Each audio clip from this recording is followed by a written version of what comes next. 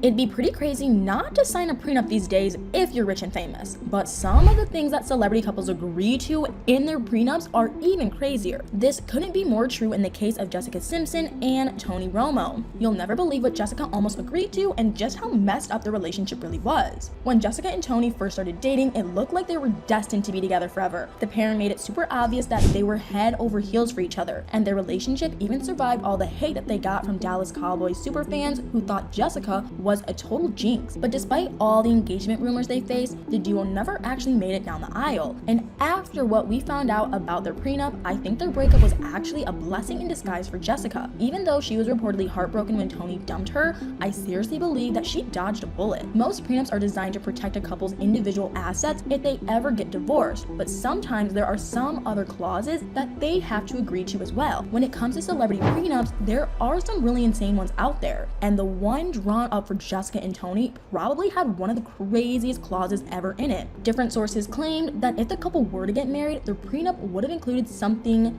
jokingly nicknamed the Porker Clause. And yes, the clause is exactly what it sounds like, a weight gain clause. Basically, if the future spouse, aka Jessica, was to gain weight during the marriage, then she'd owe her partner money. And since this was a prenup between two very wealthy people, Jessica wouldn't have owed Tony just a couple of dollars if she'd gone up a size after their wedding day. The supposed amount was honestly just shocking. So get this, apparently the clause stated that for every pound Jessica gained as Tony's wife, she would have to pay her husband $500,000, and that would come into effect if she ever weighed more than 135 pounds. I'm seriously not kidding, $500,000 for every extra pound she put on. That's the most ridiculous and messed up clause I think most of us have ever heard. I mean, who in their right mind would ever even agree to something like that? It's so backwards and just wrong on so many different levels. And what about if Jessica got pregnant? Would that count as putting on weight, or would there be an exception for that? If not, then Tony could have ended up becoming a billionaire if they had any kids. I wonder how long she would have had to lose the weight after the pregnancy. It's just so completely bizarre. And I'd like to think that there's no way that Jessica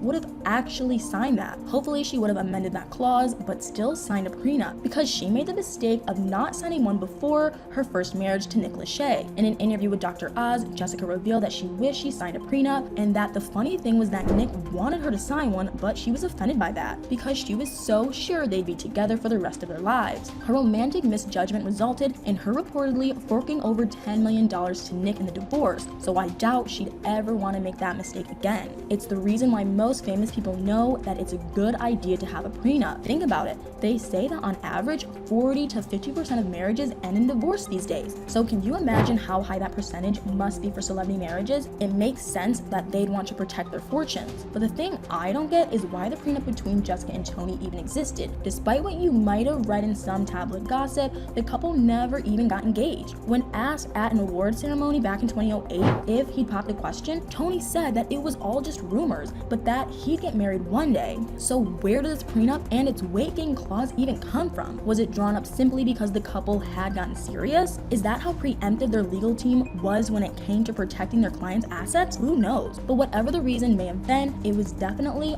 wishful thinking, since toward the end of the relationship, it became obvious that a wedding day was not on the horizon. While there may have been engagement rumors earlier on in the relationship, toward the end, there were plenty of breakup rumors plaguing the couple. They began when people started speculating that Jessica was hurt by the news of her ex's new girlfriend at the time. John Mayer had started seeing Jennifer Aniston, but Jessica's rep denied any rumors of a breakup, and the couple powered through. Tony was even Jessica's +1 at Ashley Simpson's wedding. Jessica released her memoir Open Book 11 years later though, and in it she finally set the record straight on what really happened between her and Tony at the end. First of all, it's important to understand just how addictive Jessica reportedly found John. In the memoir, she opened up about their on and off relationship and the hold he had on her, and I guess Jessica was pretty honest with Tony about her feelings toward her ex, because apparently if John texted or emailed, she'd hold up her phone and tell Tony straight away. So maybe he didn't really trust her not to act on any feelings she still had. Anyway, everything came crashing down for Jessica just before her 29th birthday. Tony somehow saw an email that Jessica had gotten from John. It turned out that the two had seen each other while Jessica was visiting her family, and even though nothing had happened between them, she kept their meeting a secret from her boyfriend. She admitted that by not telling Tony, she'd broken her own rule of full disclosure about any contact, even accidental, with John. But you'll never believe what Tony did after reading the email. It was just so brutal. Not willing to even hear her out, Tony broke up with her on the spot. In an email email the day before her birthday. I mean, it doesn't get colder than that, does it? Almost 2 years later, and he dumped her in an email. She had even planned a Barbie and Ken themed party for her special day, which must have meant she had to make some awkward cancellation calls. And while she was dealing with her nightmare birthday, guess what Tony was doing? He was out drinking with his friends in LA. He showed up at a nightclub in Hollywood with 14 friends, according to one of People's insiders. Jessica later admitted that the split had been so ugly that it shocked her into realizing it'd been necessary. And I don't know if she knew about the weight gain clause in the prenup back then, but if she didn't, I bet she was probably extra grateful that things ended between them after finding that out. At least things seem to have worked out for Jessica in the end. After her horrendous breakup, she met her current husband Eric Johnson, and according to Us Magazine, Jessica was smart enough to get them to sign a prenup, and I'm sure Eric was smart enough to not ask for a weight gain clause in it. But what do you guys think? Do you think that Tony really wanted that absurd clause in the prenup? Have you heard about any other crazy clauses in prenups? Let me know in the comments below.